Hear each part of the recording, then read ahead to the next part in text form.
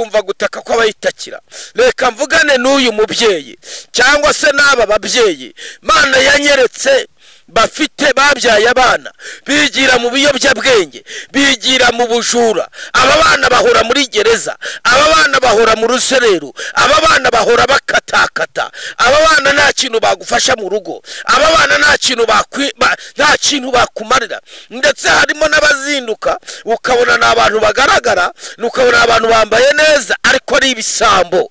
Wa mubyeyi we agahinda karakwishe, umubabaro warakuzonze kubera abana bawe kandi ubakunda kubi. Wumva Imana yabahindura, wumva Imana yabaremera amateka mashya, wumva Imana yabaha ubuzima, ariko byaranze. Nguzaniye iri tangazo mu masengesho maze iminsi isenga. Imana yambwiye ngo mbwire n'aba babyeyi bafite abana babananiye, bababanye ibirara, babaye inzererezi. Imana yambwiye ngo nkutangarize, yambwiye ngo ufate iminsi 2 usenge. Ku munsi wa gatatu Imana izakwiyereka. Reka nkubwire nawe, umwe ari mu cyumba cye, undi ari mu cyumba cye, kandi babana mu nzu imwe. Aba ngaba bari Imana ifashe. Naringiye kuvuga hariho, ariko ntabwo ari ngombwa cyane. Wewe niba wiyumvisemo uze gufata umwanya dusenge, duhamagara Imana. Uyu ni umudayimoni. Reka nkubwire, iyi Imana ishaka kubaka umuryango ihera ku rugo. Iyi Imana ishaka kurema amateka mashya ihera ku rugo. Iyo urugo rwawe rutameze neza, iyo urugo rwawe rwasenyutse, n'umubiri wawe wasenyutse, n'umuryango wawe wasenyutse, umvito kinima tandore gide pere, umvitangaza Imana. Nawe ushaka umugabo ariko icyo kubaka urugo cyaranze, guhuza byaranze. Umwe ahora avuga ngo dutandukane, undi ngo dutandukane, undi ngo tujye muri divorce, undi ngo tujye muri divorce, undi ngo uzaje mu rukiko, undi ngo uzaje kurega ushaka, ariko nta guhuza guhari. Harimo umudayimoni w'umwijyane mu rugo rwanyu, ariko Imana yiteguye kugira gute kubaremera amateka mashya. Imana ukayigarukaho. Imana yambwiye ngo mujye musenga bitaraba, mujye musenga mbere mutarahura n'ibigeragezo. Niba Imana yawe ari amafaranga, ubwo Imana yingana n'amafaranga. Senga Imana ufite, usenga Imana utanafite. Reka nongere mbwire uyu mubyeyi cyangwa uyu mugore ufite ikibazo, afite ikibazo. Iyo agiye mu gihe cy'uburumbuke ntabwo kigenda, ahora ava, ahora ababaye, ahora mu gahinda, ahorana umubabaro, ndetse ku rwego abantu bamwe batangiye kumuhunga. Uyu nawe kandi Imana imbwiye ni umukobwa.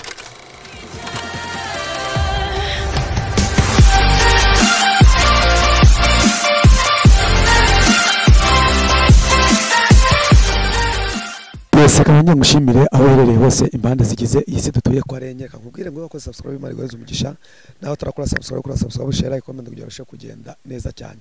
Kananye nishimira aho wafashe umwanya ugakora subscribe, ugafata umwanya ukareba ikiganiro cyacu kagishenga mugenzi Imana igoreze umugisha. Hanyuma naho tarabikora no bikorwa kugira ngo tusare umugisha, kandi subscribe ikorwa rimwe ryonyine gusa. Hanyuma iyi ni Manzi TV itewe nk'ibisanzwe kongera kugirwa umugisha, turi kumwe n'umukozi w'Imana. Turakwakiriye. Mani baho umugisha, twishimiye ikaze muduhaye. Amen. Amen. Sigo subwa mbere sinubwa nyuma uje ku Manzi TV. Hagati aho ngaho rero umva ko hagati na hagati mwabaje bagusanga, hari nandi bashaka kuza n'ubundi nawe uje usanga bagukeneye kujya bakumenya amazina yawe. Imana baho umugisha badukurikiye ku Manzi TV. Mazina yanjye yitwa Mazimaka Jean Pomuseni. Kubera ko Imana yamaye umurimo wo guhanura cyangwa se umwuga cyangwa se impano, bakunda kunyita profete. Mazimaka Jean Pomuseni. Imana nibaho umugisha, turi hano ku bwanyu kuko Imana iba yabatekerejeho. Yego. Hanyuma uyu munsi wa none tukiza gute tugusanga uri murasenga, ariko turagira ngo tukwinyinyo zo tugushyira imbere y'Imana kugira ngo twinjire mu kiganiro mavuta y'Imana aturiho. Imana ibaho umugisha. Yego. Reka twubahe Imana dusenge. Mana mu izina rya Yesu, taye monefo, turagushimiye kuko uri imbaraga zacu. Tugufite ntitwifuza undi murengezi. Ingoma yawe niyogere, ni abana b'abantu yarogeye. Dawidi yaravuze ngo ijambo ryawe nitabaza rimurika n'ahari umwijima hakabona. Tuguhaye ikaze muri iki kiganiro ndetse muri iyi message ngiye gutambutsa muri ubu butumwa. Umuntu wese ugiye kumvira ijambo cyangwa ubu butumwa bugira aho bumukura bugira naho mugeza. Kandi dusabiye umugisha buri muntu wese ukurikira iyi channel Imanzi TV ajya ahabwa umugisha, kuko ijambo ryawe rivuga yuko umuntu wese ushikamishije umutima uzamurinda akaba amahoro masa. Ngaho bana natwe duha umugisha muri byose mu izina rya Yesu, amen. Amen. Hanyuma aramushumaka twakire tugezo message Imana aguhaye kandi wawe. Imana iguha umugisha. Amen. Mana yanjye komeza ujye umfasha utaramire neza icyumwera, more nize ijambo wambwiye sinkabure ku mbaraga zawe, no mu bikomeye biriho ubu undamburire amaboko yawe, umpe imbaraga ku buntu bwawe kugeza igihe uzaza kunjyanira, umpe imbaraga ku buntu bwawe kugeza igihe uzaza kunjyana, amba hafi ndetse buri munsi, kandi nanjye rero buno bunkwereye ajya nyikorera imitwaro, niwe data kandi niwe mama, kuko ajya nunga buri munsi, ajya ndamira muri byo byose, buri munsi azajyamo imbaraga, iryo ni isezerano yampaye, buri munsi azajyamo imbaraga, iryo ni isezerano yampaye. Imana ishimwe, Imana ishimwe. Wewe ukurikiye Imanzi TV, mwifurije ko Imana yajya iguha imbaraga uko bukeye uko bwije, isaha ku isaha Imana ikakugenderera. Mfite message nshaka kubagezaho, nyuze hano nk'umuhesha w'inkiko. Iyo bavuze umuhesha w'inkiko, umuhesha w'inkiko atera kashi impuruza, hanyuma iyo kashi yamaze kugera kuri rwa rupapuro waburaniyeho ugatsinda ukabura ibyawe, n'umutwara sibo yemerewe kuguhesha ibyo banze kuguha iyo wahawe kashi mpuruza. Ndagira ngo mbagezeho message. Icyambere ndimo senga, amaze iminsi ndimo senga, ndi imbere y'Imana senga. Imana yarangendereye imbwira ibintu birindwi, mbwira ibintu birindwi bikomeye. Irambwira ngo ibyera byose si amata. Yarambwiye ngo ibyera byose si amata. Nongere subiremo, yarambwiye ngo ibyera byose si amata. Kandi ikindi irongera irambwira ngo abantu bose bubaha ibidafite umumaro, ariko ibifite umumaro bakabisuzugura, ndetse Satani akabongorera akababwira, akabaha amajwi ababwira ko ibifite umumaro nta mumaro bifite, ariko ibidafite umumaro bakaba ari byo biha agaciro kurusha ibifite iki umumaro. Rero message ngiye kukugezaho ni message y'abantu bakomeretse. Nibyo bibaho ku rugamba, abantu barakomereka, kandi ijambo ry'Imana rivuga ngo haracyari ibyiringiro yuko igiti cyatemwe cyakongera kigashibuka kikagira amababi matoto. Mu buryo bw'umwuka cyangwa bwa gihanuzi biravuga ngo nubwo waba warakomeretse, nubwo waba warababaye, nubwo waba warahangayitse, abantu bakabimenya, isi ikabimenya, abo muturanye bakabimenya, abo mukorana bakabimenya, abo mugendana bakabimenya, haracyari ibyiringiro yuko Imana yakongera ikakomora. Imana ishimwe, Imana ihimbazwe. Hanyuma ndaguhira itangazo. Numvise ijwi ry'Imana rimbwira ndimo gusenga, rirambwira ngo nze mpumurize abantu b'Imana, mbabwire ngo mwahuye n'ibisambo, muhura n'ibirura bibereka ko byera, bibereka ko ari abantu bazima, babiba bakoresheje Bibiliya, babiba bakoresheje ijambo ry'Imana, babiba bakoresheje ubutumwa bwiza. Namwe mugendera muri icyo kigani, mwemera kwibwa, kandi nyamara hari ubundi buryo umwuka yari yarigeze kubaganiriza, arababwira ngo mujye mukorera Imana, mwanga kumva, murangije muhura n'ibisambo, kandi icyo byo bisambo byabategetse mwaragikoze. Imana yambwiye ngo mbabwire ngo buri muntu wese asenge, asabe Imana imukore ku maso, asabe Imana imukore ku matwi. Dore impamvu ngiye, dufite ikibazo cy'abantu bariye ibyo kurya mu nzara. Bibiliya iravuga ngo abantu bariye ibyo kurya mu nzara barya n'ibitarika. Nusoma ijambo ry'Imana riravuga ngo agakoroboyi k'amahurunguru karagurwaga. Niko ijambo ryanditse. Murimo muragurwa ibitaribwa, murimo murahahira mu isoko mburamumaro ridafite ububasha, ridafite ubushobozi. Biriya murimo ni nko gufata bombo karasinyoni, ntabwo bikora, nta kintu byakumarira. Senga Imana ikwereka inzira unyuramo. Umuntu arakubwira ngo gira gutya nta no kubaza Imana kugira gute, ariko nyamara utumwe nayo uw'Imana yohereje ukamusuzugura, ukamupinga ngo nukubonye aje nta koti yambaye, nukubonye aje nta congo. Ariko nyamara Bibiliya iravuga ngo mu mahanga yose uyubaha agakora ibyo gukiranuka Imana iramwemera. Uwubaha Imana agakora ibyo gukiranuka Imana iramwubaha. Imana ishimwe. Naje kukubwira ngo wewe wakomeretse ugakomeretswa, reka mvuge n'aba biyita abahanuzi, reka mvuge n'aba biyita abakozi b'Imana, reka mvuge n'aba biyita abapasitoro, reka mvuge n'aba biyita abashumba, aba biyita abaprofete. Akaza naratangaye cyane, ndumirwa. Umuntu yarampamagaye arambwira ati naraye hanze, sengera se warajwe n'iki. Ambwira kuntu umuntu yamubeshye ngo mu nzu harimo inyamaswa, ariko mana ngo nadasohoka ngo abanze ngo atange ngo amadolari, ngo iyo nzu ngo irashya, ngo abana barapfa, ngo umugore arapfa. Ariko subwe igihugu maze muri iyo nzu uba warabaye iki? Ariko nyamara ibyo yamutegetse yarabikoze. Ntabwo mbabujije gukorera Imana pe, nta nubwo mbabujije kubahiriza icyo Imana ibabwiye. Ariko igitangaje, iyo Imana ivuganye namwe ntabwo mubyubaha, ariko umuntu yababwira ibye bikaba ari byo mwubaha. Satani agashyiramo sasenike, Satani agashyiramo ikinyuranyo. Niki kintu wakora ngo umenye umugambi w'Imana ku buzima bwawe? Niki kintu wakora ngo wubahe icyo Imana ivuganye nawe? Niki kintu wakora? Bibiliya ivuga ngo mbese imfatiro zishenywe umukiranutsi yakora iki? Imfatiro zishenywe nta kintu umukiranutsi yakora. Imfatiro zishenywe umukiranutsi yasenga. Imfatiro zishenywe umukiranutsi yajya ku karago. Iyo imfatiro zishenywe umukiranutsi apfijya ku mavi akabwira Imana ngo tabara. Ni Imana yumva amasengesho, ikumva gutaka kw'abayitakira.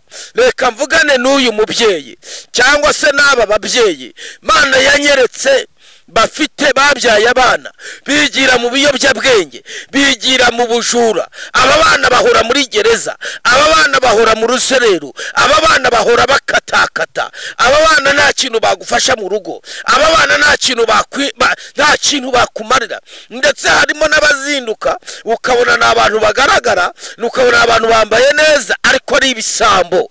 Wa mubyeyi we agahinda karakwishe, umubabaro warakuzonze kubera abana bawe, kandi ubakunda kubi. Wumva Imana yabahindura, wumva Imana yabaremera amateka mashya, wumva Imana yabaha ubuzima, ariko byaranze. Nguzaniye iri tangazo mu masengesho maze iminsi isenga. Imana yambwiye ngo mbwire n'aba babyeyi bafite abana babananiye, bababanye ibirara, babaye inzererezi. Imana yambwiye ngo nkutangarize ngo shitse umutima hamwe, hanyuma Imana ije gukora agashya ikabaha agakiza, bakagubwa neza, kandi nawe ukagira amashimwe mashya. Reka mbonereho kubwira uyu muntu nawe, ntago niriwe mvuga icyerekezo, ariko n'umuntu Imana yanyeretse wubatse urugo, hanyuma akimara gushaka icyo bita kubaka urugo k'umugore n'umugabo byaranze. Umwe ahora avuga ngo twatandukana, undi ngo twatandukana, undi ngo twatandukana. Ni umushiha wibera mu nzu yabo, nta kintu na kimwe muhurizaho. Uwo ni umudayimoni. Imana yambwiye ngo ufate iminsi 2 usenge, ku munsi wa gatatu Imana izakwiyereka. Reka nkubwire nawe, umwe ari mu cyumba cye, undi ari mu cyumba cye, kandi babana mu nzu imwe. Aba ngaba bari Imana ifashe. Naringiye kuvuga hariho, ariko ntabwo ari ngombwa cyane.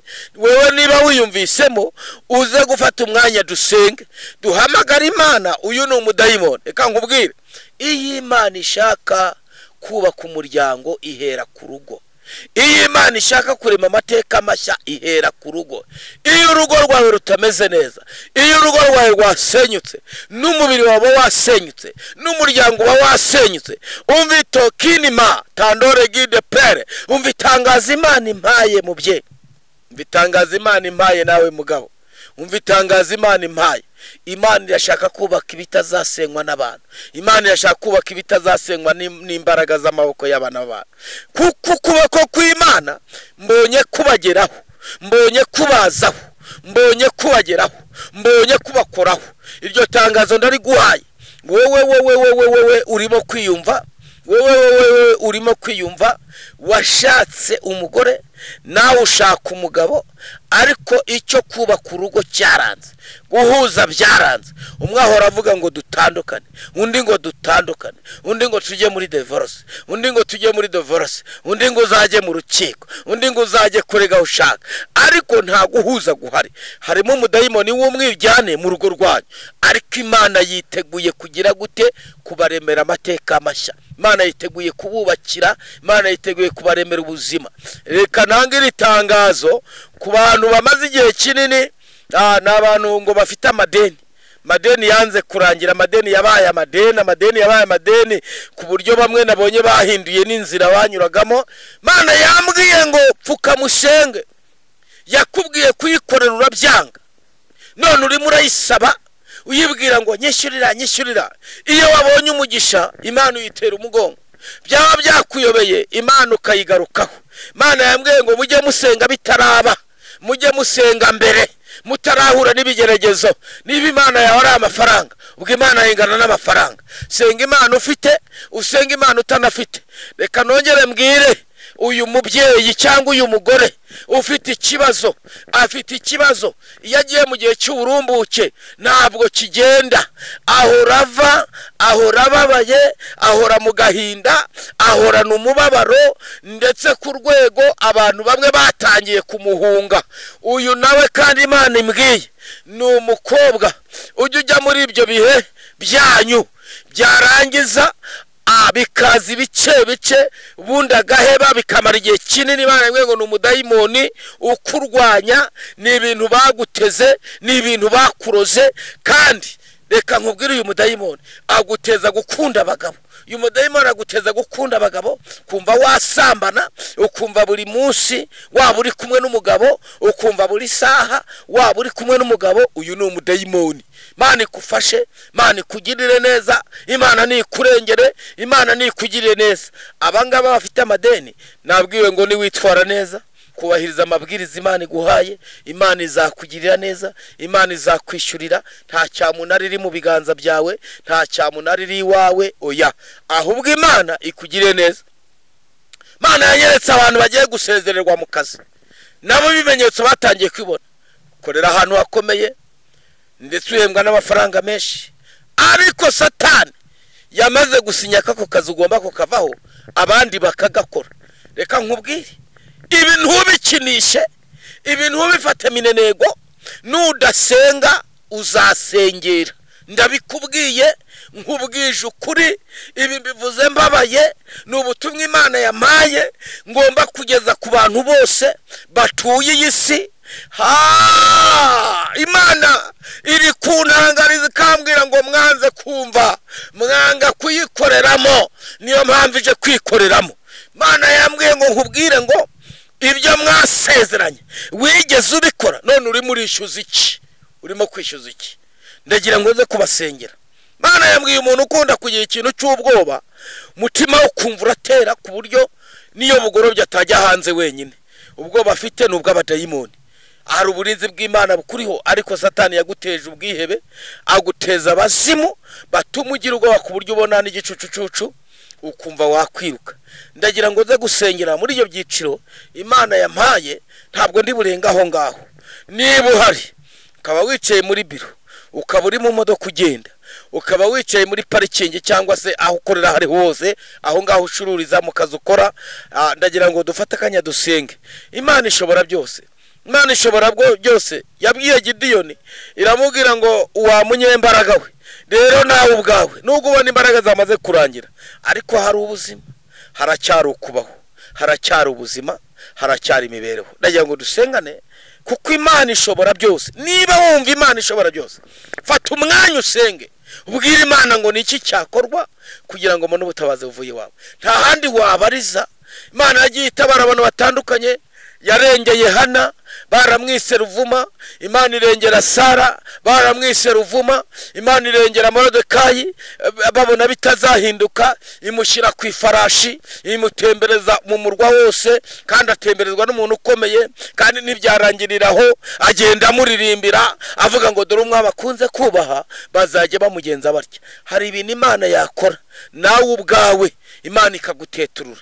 Ndagira ngo dusengane Imana. Twabonye abantu benshi Imana igitabara, Basaduraka, Meshaki ndetse na Abedenego, Imana yabakuye mu itanura ry'umuriro. Ushobora kubura ahantu hameze nk'itanura ry'umuriro, ariko haracyari byinshi ko Imana yagutabara. Ndagira ngo dusenge Uwiteka. Mana ya Aburahamu, Herasi engoni mora pifo tayasini ngini mora tandore gide prere eri turagushimiye mwami kuko uri ibyiringiro byacu. Humugisha umuntu wumviye iri jambo, humugisha umuntu wumvise ubutumwa, humugisha kandi mbasabiye imbaraga zo kwinjira mu masengesho, ukabakura mu bwihebe, bakabahoza ibyabo, natwe tukabafasha, tukinginga Imana igakorana nabi by'imbaraga. Abari bihebye ubasubiza ibyiringiro, abari baheze ubagarure mu buzima. Urakoze, turagushimiye ko wumvise gusenga mu izina rya Yesu, amen. Rero ukeneye gusengerwa cyangwa se ibyifuzo bitandukanye cyakuvugana nanjye, hari ibyo udasobanukiwe, wahamagara kuri 078 59 83609 078 59 83609. Iyo niyo nimero yanjye nkoresha kuri WhatsApp, wanayihamagara bigakunda. Imana nibampera umugisha mu izina rya Yesu, amen. Urakoze cyane. Iyo nimero ni iri muri mobile money. Ni nayo nkoresha muri mobile money. Ariko ibya mobile money nabonye abantu baragize intege nke, ntago bagishobora kubiba, ntago njya mbivuga ibyo ngibyo, kereka Uwimana ikozeho. Ariko abaka abantu baracyahari da, ne ko bacira urubanza mwese muracyahari mu gikundo umurimo w'Imana. Mazi wacu turabikora. Okay, reka bwo nzabireba uretse ko no kubikora ntabwo ari igitangaza, kuko ntabwo yasengesho rigenda ubusa. Imana igiye kurema amateka mashya ku bantu bagiye kumvira ijambo n'iki kiganiro cyane ubu butumwa. Imana igiye kubaremera amateka mashya. Amen, amen. Reka tugushimire. Amen. Reka tugushimire nawe ufashe umwanya ukareba ikiganiro cyacu, ukakireba, mara kukireba cyakunezeza, ukagishera inshuti yawe. Imana iguhereze umugisha aho uherereye hose. Imana ihereze umugisha imamako yanyu. Hanyuma reka dubwire Bishop, tumubwire ngo Imana iguhe umugisha nawe. Turabashimiye, natwe tubasaba umugisha w'Imana. Yego. Kandi Imana izabakomereza amaboko. Iyi miyoboro ituma ubutumwa bwiza bugera ku isi hose. Imana izajye bafasha, ibungure n'ubundi ubwenge. Ubu hari ubundi buryo wenda Imana izabahindurira, ikabaha izindi mbaraga zirenze kuri zimukoresha kugira ngo isi yose ikomeze igerweho n'ubutumwa bwiza. Yego, katugushimire nawe udukurikiranye ibiganiro byacu. Nagaruka, ciao ciao.